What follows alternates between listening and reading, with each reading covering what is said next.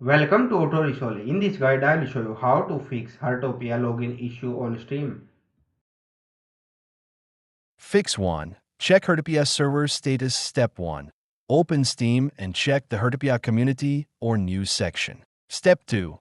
Wait if servers are down and try again later. Fix 2. Restart Steam. Step 1.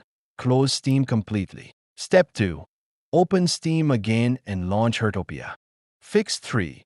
Verify game files. Step 1. Open Steam library. Step 2.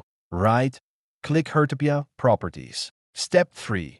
Click Installed Files. Verify integrity of game files. Fix 4. Check internet connection. Step 1. Restart your router. Step 2. Use a stable wired or Wi-Fi connection. Step 3. Disable VPN if enabled. Fix 5. Run Steam as administrator. Step 1. Close Steam. Step 2. Click Steam, run as administrator. Fix 6. Allow Heartopia through firewall. Step 1.